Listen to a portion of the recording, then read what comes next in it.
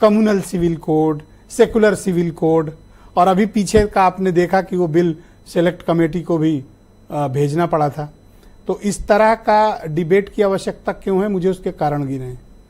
देखिए ब्रजेश जी, 2-3 बातें मैं कहूँगा। अपनी बात में आपने जो प्रधानमंत्री जी के उद्बोधन की बात कही, कल 15 अगस्त के दिन लाल किले की प्राचीर से उन्होंने जो देश के नाम संदेश दिया, उसमें उन्होंने यूसीसी की बात कही, और जो अब तक देश के अंदर कम्युनल यूसीसी है उसको बदल के परिवर्तित करके सबको न्याय देने वाला, सबको समान करने वाले कानून की बात कही। कई बातें कही उन्होंने, देश के नौजवानों के बारे में कही, किसानों के बारे में कही, समाज के बारे में कही, और ऐसे बहुत सारी चीज़ों का माननीय प्रधानमंत्री जी का उद्बोधन हम सबके लिए निश्चित रूप से प्रेरणा का केंद्र है। और जिस बात पर आज आप डिबेट कर रहे हैं, निश्चित रूप से इस पर डिबेट होनी चाहिए। मैं आपको धन्यवाद देता हूं, बधाई देता हूं कि आपने माननीय प्रधानमंत्री जी के मनसा के अनुरूप समाज के अंदर इस पर डिबेट हो, इसकी शुरुआत की है। इसने अतः आपको मैं बहुत शुभकामना देता हूं, धन्यवाद देता हूं। ब्रिजेश जी, रही बात यूसीसी की, तो पहले तो देश के अंदर कई राज्य हैं जिन्होंने अपनाया है, वहां किसी प्रकार की किसी को कठिनाई नहीं है। अगर कोई कठिनाई है तो किसी को बताना चाहिए कि जिन राज्यों ने अपनाया है वहां कठिनाई किस बात की है। गोवा ने अपनाया, गोवा में पूरी दुनिया के लोग आते हैं, सभी धर्मों के लोग हैं। हमें तो नहीं लगता कि गोवा में कोई कठिनाई है और किसी ने आपत्ति दर्ज की। भारत के संविधान में बाबा साहब ने जो संविधान की रचना की है, उसमें अनुच्छेद 44 में भारतवर्ष में समान नागरिक संहिता लागू किए जाने की बात कही गई है। राज्यों को उसमें संशोधन करने का अधिकार है, राज्यों को विचार करने का अधिकार है। अभी आपने देखा था पिछले दिनों उत्तराखंड ने यूसीसी पर काम किया और उसको लागू किया। निश्चित रूप से देश के अंदर दो प्रकार के कानून नहीं चलने चाहिए।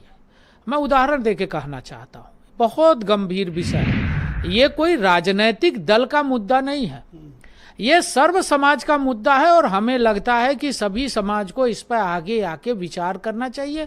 अभी मैं इमरान मसूद का भाषण सुन रहा था, हर बयान को, हर कानून को, हर बेहतरी को वो धर्म के चश्मे से और नफरत के चश्मे से देखते हैं। कांग्रेस के नेता हैं, सांसद हैं, हमें तो इस पर आचार नहीं। मौजूदा नागरिक संहिता को क्यों देखते हैं? देखिए, मैं इस आप कम्युनल कहेंगे तो आगे वाला भी तो बोलेगा। नहीं, मैं क्यों कम्युनल कह रहा हूं?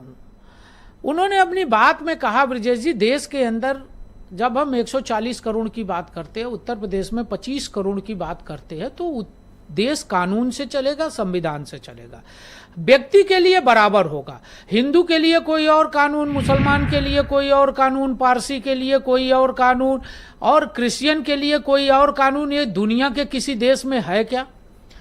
भारत के अंदर जो कानून हिंदू के लिए है, क्या दिलचस्पी है दूसरे धर्म के लोगों नहीं, हमारी मजहबी तरीके में? नहीं, मजहबी तरीके में मैं जाहिर है, वही तो मैं कह रहा हूं कि कम्युनल क्यों है।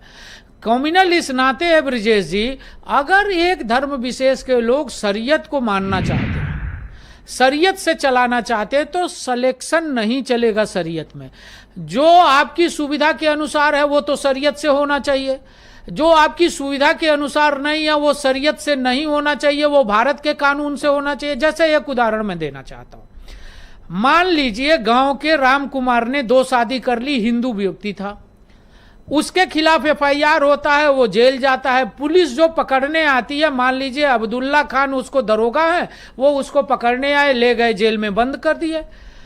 और मतीन खां साहब जज हैं, मतीन खां साहब ने शरीयत के आधार पर 3 शादी, मतीन खां साहब ने, मैं नाम इस नाते ले रहा हूं कि कोई इन मतीन खां का नहीं ले रहा हूं, जज साहब का ले रहा हूं। मतीन खां साहब जज हैं और अब्दुल्ला खान साहब दरोगा हैं, जो उसको 2 शादी पर पकड़ के ले गए।